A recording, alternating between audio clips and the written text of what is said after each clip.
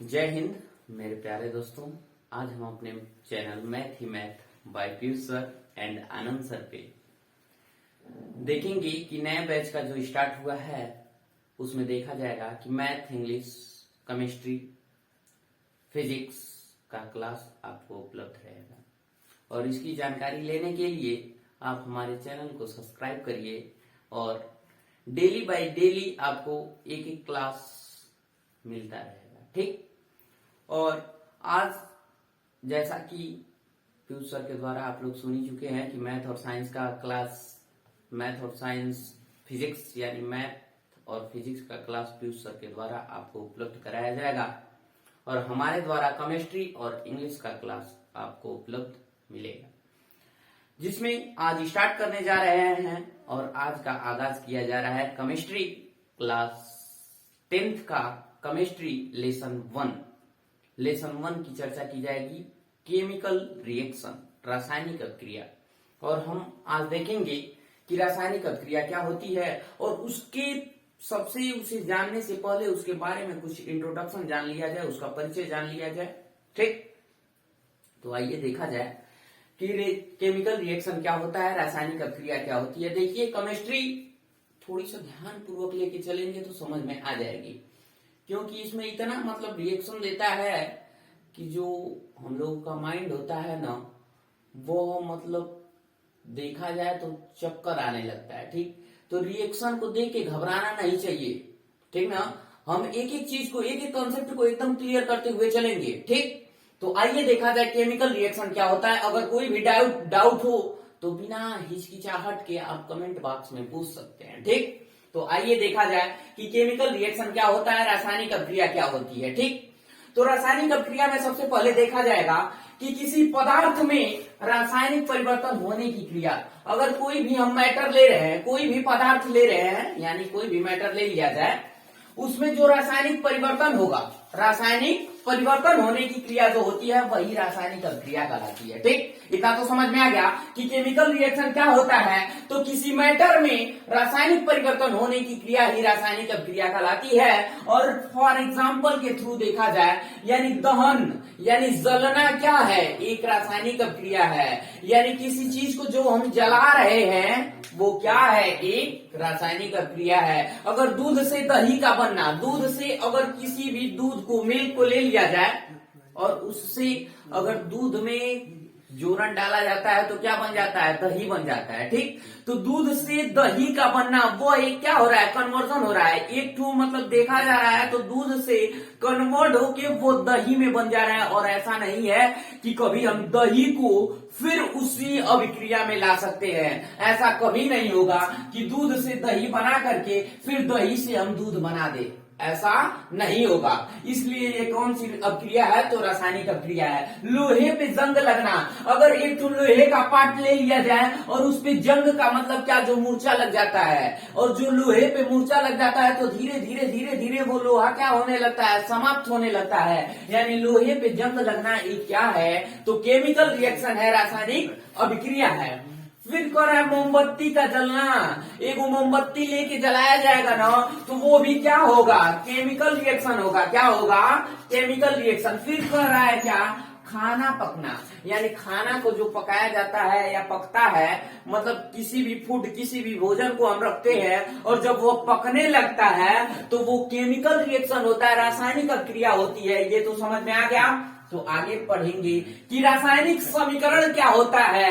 तो रासायनिक समीकरण वो होता है कि इसी से मिलके बनता है। रासायनिक केमिकल रिएक्शन के जो सिंटेक्स होते हैं, जो रासायनिक सूत्र होते हैं, वही आपस में मिलकर के रासायनिक अभिक्रिया रासायनिक समीकरण बनाते हैं। यानी रासायनिक समीकरण केमिकल रिएक्शन यानी रासायनिक अभिक्रिया से, रासायनिक अभिक्रिया से, यानी रासायनिक अभिक्रिया क्या होती है, तो दूध से दही बनना, उसका जो सिंटेक्स होगा यानी रासायनिक जो सूत्र के माध्यम से प्रयोग किया जाएगा रासायनिक अभिक्रिया को, वही रासायनिक समीकरण कहलाता है। कह रहा है कि पदार्थों के रासायनिक सूत्र, किसी भी मैटर के जो केमिकल सिंटेक्स होते हैं और उसको हम केमिकल रिएक्शन के द्वारा इंडिकेट करते हैं, प्रदर्शित करते हैं या दर्शा देते हैं या बता देते हैं। दर्शाना का मतलब ये आप कह सकते हैं, दर्शाना, प्रदर्शित करना, बताना, सब एक ही बात है। पॉइंट टू पॉइंट चलते रहिए। दर्शाना, बताना, प्रदर्शित करना सब एक ही बात है, इसमें किसी प्रकार की दिक्कत न होनी चाहिए। फिर उसी को हम कहेंगे केमिकल रिएक्शन। देखिए यहाँ पे Mg एक Mg ले लिया गया, ठीक। मैग्नीशियम क्या ले लिया गया, मैग्नीशियम प्लस O2 ऑक्सीजन ले लिया गया। तो देखिए क्या बना है, MgO, ठीक, MgO बन गया, ठीक ना। लेकिन देखिए यहाँ पे जो ये अभिक्रिया है वो संतुलित नहीं है। अगर देखा जाए तो यहाँ कै ठो ऑक्सीजन है भाई, तो 2 ऑक्सीजन है। और यहाँ देखेंगे तो Mg कै ठो है, 1 ठो है। और जब तक हम किसी भी रिएक्शन को बैलेंस नहीं कर लेते हैं, उसके दोनों तरफ के दोनों सिरों को बराबर नहीं करेंगे, तब तक उस अभिक्रिया को पूरा नहीं माना जाता है। और जब अभिक्रिया पूरी नहीं होती है तो उसे असंतुलित अभिक्रिया कहते हैं, ठीक। या फिर हम कह सकते हैं कि Mg 1 है, O2 2 है, तो MgO बन गया, मैग्नीशियम ऑक्साइड बन गया। लेकिन देखिए यहाँ पे अगर जब अभिक्रिया ऐसी अभिक्रिया दे और यहाँ O2 था और यहाँ बस हम O लिखे हैं, ऑक्सीजन लिखे हैं, ठीक, तो इसे ध्यान से समझेंगे कि MgO जो हुआ है, यानी इसकी बैलेंसी को जब तक हम कंप्लीट ना करें तो ऐसी अभिक्रिया को हम कहते हैं कंकाली अभिक्रिया। कौन सी अभिक्रिया कहेंगे, तो कंकाली अभिक्रिया, ठीक। ये ऐसी अभिक्रिया को हम कहते हैं कंकाली अभिक्रिया, ठीक। कंकाली अभिक्रिया ऐसी अभिक्रिया को कहा जाता है, ठीक ना। तो आपको समझ में आ गया होगा केमिकल रिएक्शन क्या होगा, फिर केमिकल इक्वेशन क्या होगा, यानी रासायनिक अभिक्रिया, रासायनिक समीकरण में कोई दिक्कत तो होगा नहीं। आगे हम चर्चा करेंगे कि रासायनिक अभिक्रिया के कई प्रकार होते हैं, यानी chemical reaction, type of chemical reaction. आगे चर्चा किया जाए कि टाइप ऑफ केमिकल रिएक्शन क्या होता है, ठीक। तो आइए देखा जाए type of chemical reaction. Type of chemical reaction आइए देख लिया जाए।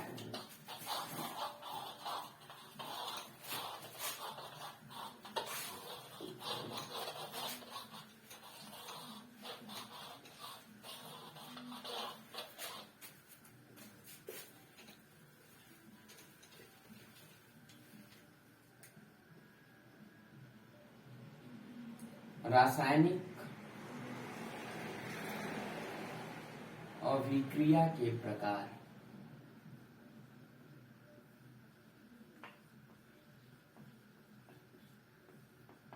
ठीक, कह रहा है कि रासायनिक अभिक्रिया के प्रकार, यानी रासायनिक अभिक्रिया कितने प्रकार की होती है। तो आप कह सकते हैं क्या कि रासायनिक अभिक्रिया जो होती है यह निम्न प्रकार की होती है, ठीक, यह निम्न प्रकार की होती है।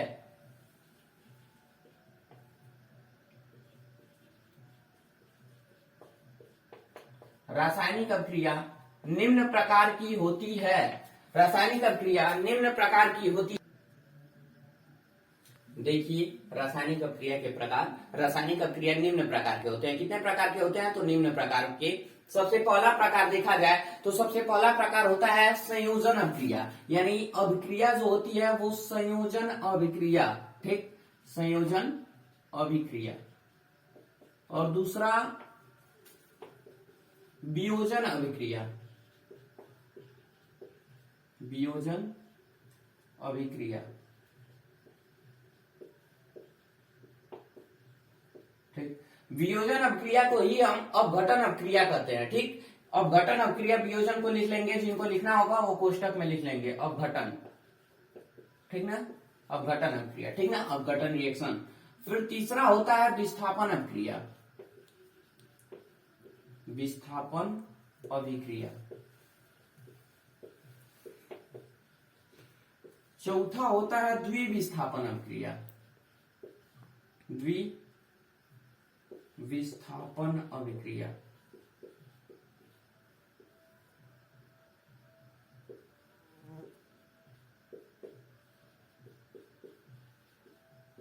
ठीक, पहला संयोजन अभिक्रिया, दूसरा वियोजन अभिक्रिया, तीसरा विस्थापन अभिक्रिया और चौथा होगा द्विविस्थापन अभिक्रिया। सबसे पहले जाना जाएगा कि संयोजन अभिक्रिया क्या होती है।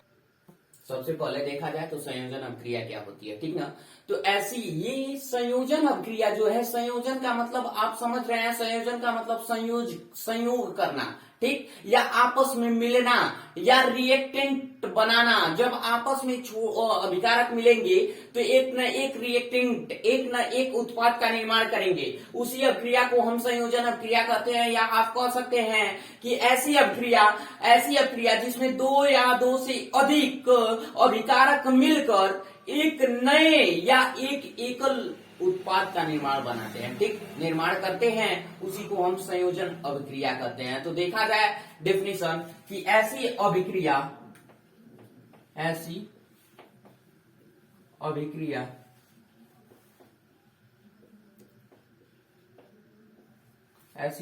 जिसमें दो या दो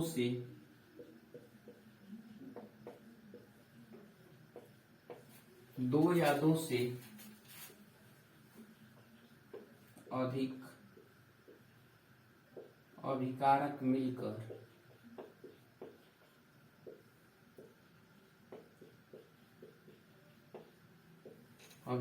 मिलकर एक कल उत्पाद का निर्माण करते हैं।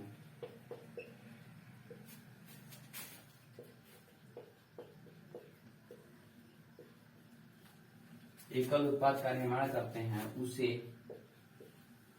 संयोजन अभिक्रिया कहते हैं।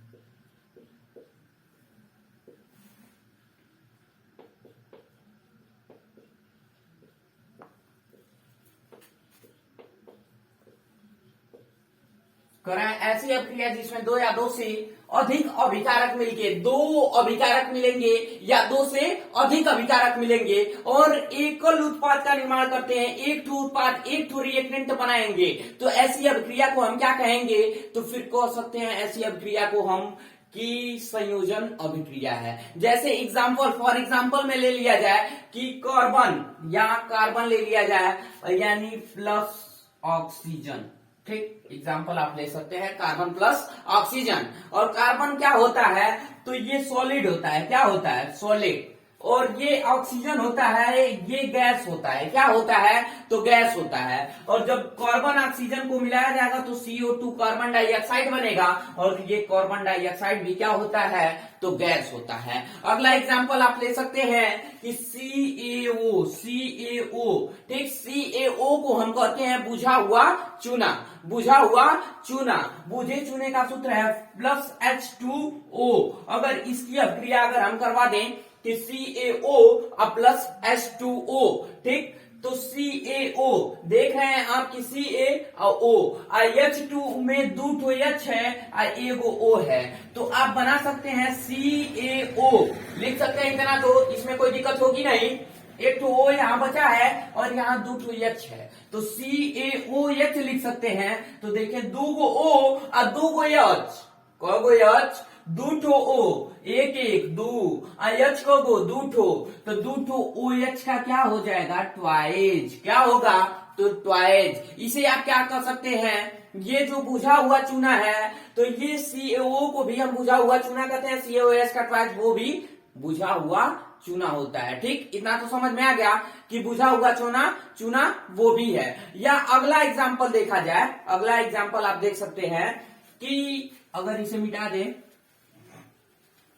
अगला एग्जाम्पल आप चर्चा करें या अगला एग्जाम्पल आपको बताया जाए, तो ले लिया जाए H2 प्लस O, ठीक, ऐसे ले लिया जाए H2O। आप तो नाम सुने होंगे H2O को हम कहते हैं क्या?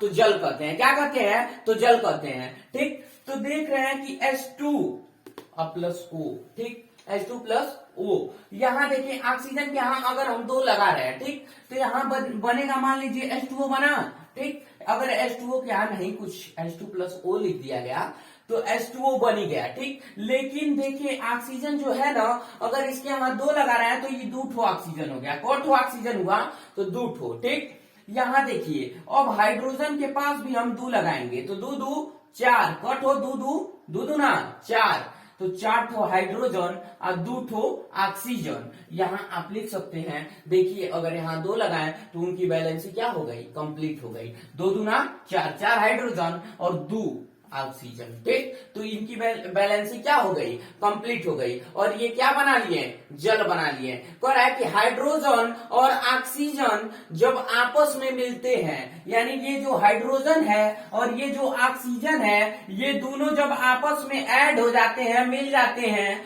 तो जल बनाते हैं। क्या बनाते हैं, तो जल बनाते हैं। यानी हाइड्रोजन को और ऑक्सीजन को आपस में मिलाएंगे आप, तो जल का निर्माण होता है। किसका निर्माण होगा, तो जल का निर्माण होगा। आगे चर्चा किया जाए कि वियोजन अभिक्रिया या अपघटन अभिक्रिया क्या होती है। आइए देखा जाए वियोजन और अपघटन अभिक्रिया।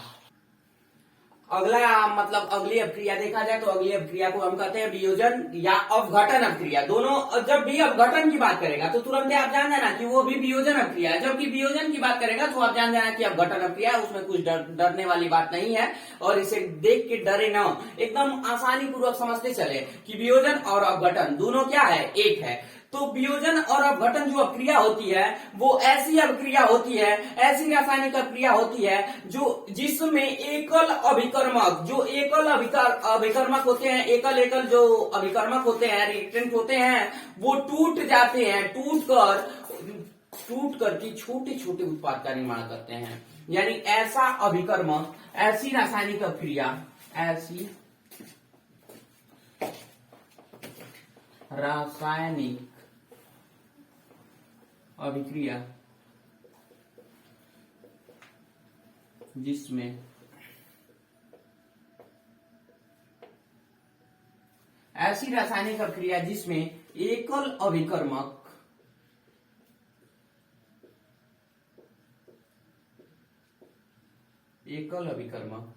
टूटकर छोटे छोटे, या फिर आप कह सकते हैं कि छोटे छोटे टूटकर, ठीक। कर ऐसी रासायनिक अभिक्रिया जिसमें एकल अभिकर्मक छोटे छोटे जो मतलब छोटा छोटा एक पार्ट होता है ना, छोटे छोटे उत्पादों में टूट जाता है, ठीक। तो कर ऐसी अभिक्रिया, ऐसी रासायनिक अभिक्रिया जिसमें एकल अभिकर्मक छोटे छोटे उत्पाद में टूटकर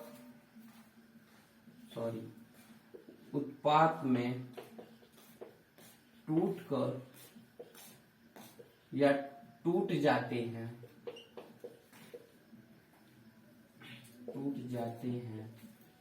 ठीक। तो ऐसी रासायनिक अभिक्रिया जिसमें एकल अभिकर्मक छोटे छोटे उत्पाद में टूट जाते हैं, उसी को हम क्या कहते हैं, तो वियोजन अभिक्रिया कहते हैं। क्या कहते हैं, तो वियोजन अभिक्रिया। फॉर एग्जाम्पल देखा जाएगा, यानी उदाहरण आइए देखा जाए कि उदाहरण क्या होता है। तो उदाहरण में आप ले सकते हैं कुछ भी, यानी उदाहरण में पहला उदाहरण ले लिया जाए तो CaCO3, एक ठो रिएक्टेंट पूरा ले लिया जाए CaCO3 और CaCO3, यानी एक ठो रिएक्टेंट ले लिया गया क्या, CaCO3। अगर CaCO3 को, अगर ये एकल उत्पाद में है, एकल रिएक्टेंट है कि नहीं है, और इसको छोटे छोटे पार्ट में तोड़ दिया जाए, छोटे छोटे पार्ट में तोड़ दिया जाए, तो ये टूटेगा एक बार CaO प्लस CO2। देखिए ध्यान से कैसे टूटा। अगर CaCO3 को हम Ca लिख सकते हैं, इसमें से एक ठो ऑक्सीजन निकालेंगे तो CaO हो जाएगा और बचेगा क्या, तो CO2। क्या बचेगा, CO2। ये हो गया क्या, कार्बन डाइऑक्साइड, और ये CaO को अभी बताया गया है कि क्या है, तो बुझा हुआ चूना। क्या है, तो बुझा हुआ चूना। अगर अगला एग्जांपल हम ले ले तो 2H2O, अगर 2 H2O ले लिया गया तो इसको तो आप तोड़ ही सकते हैं कि 2H2O को कैसे तोड़ा जाए, तो 2H2 प्लस O2। यहां से देखें, 2 4 ठो हाइड्रोजन, तो 2 4 ठो हाइड्रोजन, यहाँ 2 ठो। ये देखिए जो मतलब यहाँ होता है, कॉमन होता है, वो दोनों में जाके मल्टीप्लाई होता है, ठीक ना, न कि बस हाइड्रोजन से मल्टीप्लाई करेंगे ऑक्सीजन से नहीं, ऐसा नहीं होगा, ठीक। तो 2 4 यानी 4 ठो हाइड्रोजन, और ये 2 जाके जब ऑक्सीजन से मिलेगा तो 2 ठो ऑक्सीजन, ठीक। तो 2H2, 2 दूना 4, तो 2 दूना 4, ये देखिए बैलेंसी कंप्लीट है। फिर यहाँ से 2 और O, यानी O कब हो, तो 2 गो, तो ये O2, ठीक। इतना तो समझ में आ गया कि ये हाइड्रोजन का ठो है तो 4 ठो, ऑक्सीजन का ठो है तो फिर का ठो, तो आप कह सकते हैं कि दूठो। क्या है? तो दूठो। और हाइड्रोजन जो होता है, अगर देखा जाए H2O, H2O एक क्या है? तो लिक्विड है। H2O लिक्विड है। लिक्विड है कि नहीं है? लिक्विड है ना। तो जब टूटेगा, जब छोटे छोटे रिएक्टेंट में टूटता है, जब छोटे छोटे उत्पाद में टूटता है, तो ये क्या हो गया? H2 हाइड्रोजन गैस है और ऑक्सीजन भी क्या है? तो गैस है। यानी गैस ये जब टूटा तो पहला जो रिएक्टेंट छोटा उत्पाद बना वो भी गैस में और दूसरा भी गैस में, और था H2O किस में? तो लिक्विड में था। किस में था? तो लिक्विड में था। ठीक। या फिर आप अगला एग्जांपल ले सकते हैं। अगर अगले एग्जांपल की चर्चा की जाए तो आइए देखा जाए अगला एग्जांपल। ठीक। तो अगला एग्जांपल आइए देखा जाए 2AgCl। 2AgCl। ठीक। तो इसमें तो आप अब अगर समझ में आ गया होगा तो आप तुरंत इसे तोड़ सकते हैं। 2AgCl इसे आप तुरंत तोड़ सकते हैं। इसमें देख रहे हैं कि एकदम सिंपल सिंपल दिखाई दे रहा है कि क्या है। ठीक। तो यहां देखिए 2 Ag है। कौन 2 Ag है? तो 2 तो तुरंत आप लिख देंगे कि 2Ag आप प्लस कर दीजिए और कोई दिक्कत नहीं। यहां से देखिए Cl, यहां बताया गया है कि दो जो है ना ये दोनों में मल्टीप्लाई होता है। ठीक। तो यहां से देखिए Cl कट हो गया तो दूठो Cl2 यानी 2Ag प्लस Cl2। और यहां देखिए जो 2AgCl है ये क्या है? तो सॉलिड है। क्या है? तो सॉलिड। यानी ये क्या है? तो गैस है। अरे सॉरी, ये क्या है? तो ठोस है। ठीक। और ये जब टूटेगा, जब ये Ag टूटेगा तो एक बार सॉलिड बनाएगा, और जो Cl क्लोरीन है ये गैस होता है और ये क्या होता है? तो सॉलिड होता है। ठीक ना।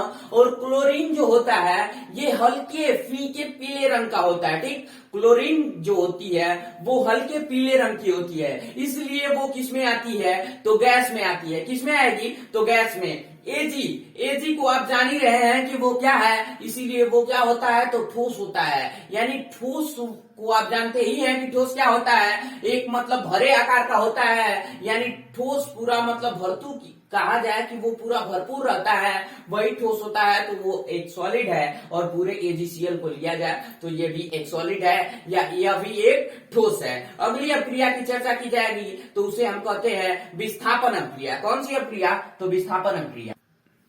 आइए तीसरी अपक्रिया देखा जाए तो तीसरी अपक्रिया होती है विस्थापन अपक्रिया। ठीक। तो विस्थापन अपक्रिया किसे कहते हैं? आइए देखा जाए कि विस्थापन, इसमें कोई दिखाई दे रहा है कि विस्थापन अपक्रिया क्या होती है? तो ऐसी रासायनिक अपक्रिया जिसमें किसी यौगिक के एक तत्व को, कठोर तत्व, एक तत्व या एक समूह को अन्य कोई दूसरा तत्व या समूह प्रतिस्थापित कर देता है, और उसी को हम कहते हैं विस्थापन अपक्रिया। ठीक। तो कह रहा है कि ऐसी अपक्रिया, विस्थापन अपक्रिया मतलब ऐसी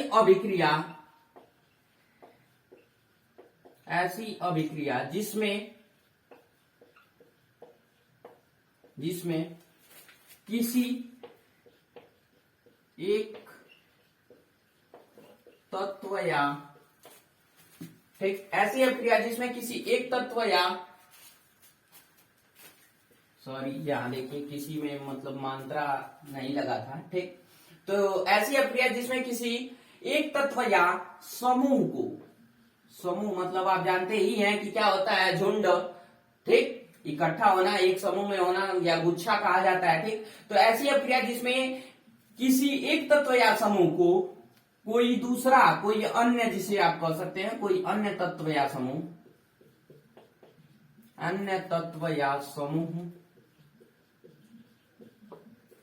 प्रतिस्थापित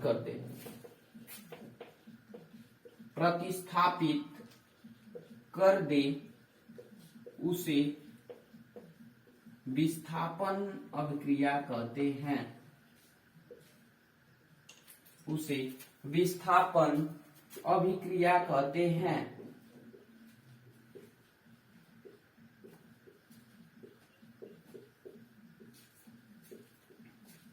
ठीक। यानी कह रहा है कि ऐसी अभिक्रिया, एक तो ऐसा रिएक्शन लिया जाए जिसमें किसी तत्व या समूह को, समूह के बारे में चर्चा किया गया कि समूह क्या होता है? तो समूह माने होता है झुंड। तो एक या एक तत्व या एक समूह, ठीक, एक तत्व या किसी समूह को अन्य तत्व या समूह, कोई दूसरा तत्व या कोई दूसरा समूह प्रतिस्थापित कर देता है, तो उसी अभिक्रिया को हम कहते हैं विस्थापन अभिक्रिया। फॉर एग्जाम्पल, उदाहरण के तौर पे देखा जाए तो तुरंत समझ में आ जाएगा। देखिए Fe प्लस CuSO4, देखिए Fe क्या है, तो Fe एक क्या होता है, तो सॉलिड होता है। क्या होता है, तो सॉलिड, यहाँ आप लिख सकते हैं, ठीक, शॉर्ट में लिख दिया जा रहा है, वो समझ जाइएगा, ठीक। तो Fe क्या है, तो सॉलिड, और CuSO4 क्या है, तो एक्वस होता है, ठीक, एक्वस, ठीक ना। तो ये CuSO4 Fe, और जब इसका मतलब रिएक्टेंट बनाया जाएगा तो बनेगा क्या, FeSO4, क्या बनेगा, FeSO4। देखिए यहां से Fe यहां से ले लिया गया, और ये जो है पॉजिटिव चार्ज होता है, ये क्या है, निगेटिव चार्ज, और यहां से SO4 इसमें लाके कन्वर्ट किया गया तो FeSO4 बना लिया, ठीक। तो FeSO4 जो बना वो एक्वस बनेगा, क्या बनेगा, तो एक्वस, और बचा यहां क्या है, तो Cu, तो आप लिख लेंगे Cu, ठीक। और अगर इसे मतलब देखा जाए तो ये क्या था, तो सॉलिड था, और ये वाला क्या था, तो एक्वस था, और जब उसे देखा जाएगा तो वो क्या होगा, अब देखिए जो कॉपर है वो सॉलिड हो जाएगा, क्या हो जाएगा, सॉलिड, यानी ठोस अवस्था में वो चला गया। जब यहां से कन्वर्ट किया तो एक्वस से जब हटा, टूटा, तो कॉपर ठोस अवस्था में हो गया, और फिर सल्फेट जो है ये किसमें हो गया, तो ये एक्वस अवस्था में हो गया, ठीक। इतना तो समझ में आ गया। अगले अभिक्रिया में पढ़ा जाएगा द्विविस्थापन अभिक्रिया क्या होती है, ठीक। तो अब चर्चा किया जाए द्विविस्थापन अभिक्रिया की। देखिए द्विविस्थापन अभिक्रिया, ठीक, यानी विस्थापन अभिक्रिया तो बता दिया गया। अब देखा जाए द्विविस्थापन अभिक्रिया, यहाँ कुछ दिखाई दे रहा है कि द्विविस्थापन, फिर ये विस्थापन बताया गया। द्विविस्थापन का मतलब समझ ही रहे हैं कि दो ठो विस्थापन हो, ठीक ना, द्वि माने दो, ठीक। तो द्विविस्थापन अभिक्रिया वो होती है जिसमें आयनों का आदान प्रदान होता है, यानी आयनों को आपस में आदान प्रदान किया जाता है, ठीक ना, वो अभिक्रिया द्विविस्थापन अभिक्रिया कही जाती है। यानी इसे आप मतलब देखा जाए तो अच्छे तरीके से डेफिनेशन के तौर पे आप कह सकते हैं कि ऐसी अभिक्रिया जिसमें अभिकारकों के बीच, यानी जो रिएक्टेंट रहेगा, जो उत्पाद बनेगा, और जो यहाँ पे अभिकारक रहेंगे, तो उसी अभिकारक के बीच आयनों का आदान प्रदान होगा, ठीक ना। तो ऐसी अभिक्रिया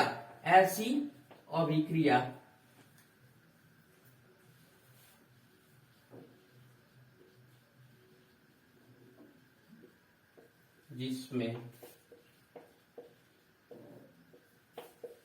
अभिकारकों के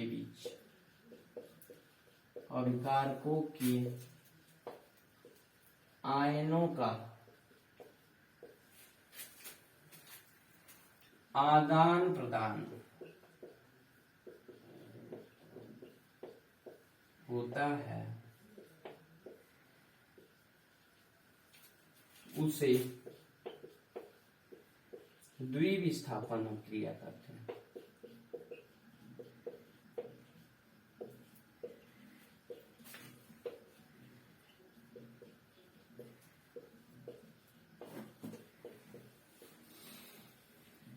ठीक, देखिए ऐसी अभिक्रिया, ऐसा रिएक्शन जिसमें अभिकारकों के आयनों का आदान प्रदान होता है, आपस में लेन देन करना। आदान प्रदान का मतलब ले लेना चाहे दे देना, ठीक ना। ये तो समझ में आता ही होगा कि आदान प्रदान यानी लेना चाहे देना, आदान प्रदान होता है, उसी को द्विविस्थापन कहा जाता है। अगर एग्जाम्पल ले लिया जाए तो एग्जाम्पल Na2SO4, और Na2SO4 को हम कहते हैं सोडियम सल्फेट। क्या कहते हैं, तो सोडियम सल्फेट, ठीक, एग्जाम्पल है, ठीक है।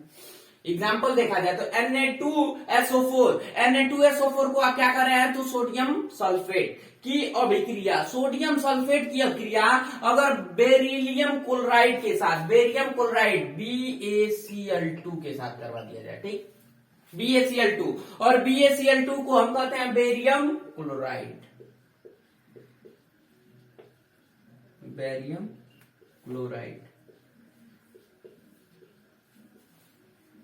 ठीक। तो इसका रिएक्शन कराया जाएगा।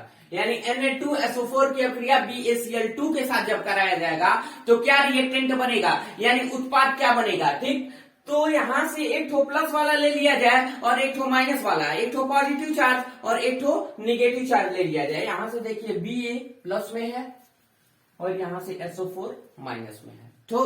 तो यहां से एक ठो पॉजिटिव चार्ज लिया जाए और यहां से एक ठो निगेटिव चार्ज लिया जाए। तो निगेटिव यानी Ba को पहले लिख लिया जाए, Ba और SO4 माइनस वाला, ये प्लस और ये माइनस, तो BaSO4 क्या बनेगा, BaSO4। और BaSO4 को हम कहते हैं बेरियम सल्फेट, बेरियम सल्फेट। ठीक, प्लस बेरियम सल्फेट प्लस। ठीक, और यहां बचा का Na2 हाई प्लस है, इतना ध्यान देंगे। Cl2 ये क्या है, माइनस है। तो यहाँ 2 का मतलब आप समझ रहे हैं कि Na सोडियम 2 गो है, आई क्लोरीन है भाई, तो क्लोरीन Cl2 का मतलब क्या है, 2 गो है। तो दोनों में दू गो गठ हो, तो दोनों में दू गो। तो ध्यान देंगे, जब दोनों दू गो है तो 2 को पहले आप लिख लीजिए। ठीक, दोनों जब दू गो तो 2 को पहले लिख लीजिए। बचा क्या, तो सोडियम, और फिर क्या बचा, तो क्लोरीन, तो आप लिख लीजिए NaCl, NaCl। तो आप इसको जनवे करते हैं, ये तो सभी लोग आप यूज करते हैं डेली बाय डेली। देखा जाए तो सोडियम क्लोराइड का यूज किया जाता है। तो जितने मतलब नहीं जानते हैं वो जान ले सोडियम क्लोराइड के बारे में। सोडियम क्लोराइड क्या होता है, तो सोडियम क्लोराइड भाई होता है नमक, सोडियम क्लोराइड, सोडियम क्लोराइड। ठीक, तो यानी Na2SO4 की अभिक्रिया जब BaCl2 के साथ कराया गया तो BaSO4 बना, बेरियम सल्फेट बना। यानी आप सीधे सीधे कह सकते हैं कि सोडियम सल्फेट की अभिक्रिया जब बेरियम क्लोराइड के साथ कराया गया तो BaSO4 बेरियम सल्फेट बना और 2NaCl यानी सोडियम क्लोराइड बना, जिसे हम कहते हैं नमक, शॉर्ट फॉर्म में कहते हैं। और देखिए इतनी अभिक्रिया, जो रासायनिक अभिक्रिया के प्रकार था उसमें हम क्या क्या पढ़े हैं, तो संयोजन अभिक्रिया, वियोजन अभिक्रिया, विस्थापन अभिक्रिया, द्विविस्थापन अभिक्रिया। तो इतना तो आपको समझ में आ ही गया होगा। और आज का जो मतलब क्लास है यहीं पे समाप्त करके, और अगला क्लास या अगला वीडियो आपके साथ मतलब आपको अगले दिन प्रस्तुत किया जाएगा। ठीक, थैंक यू।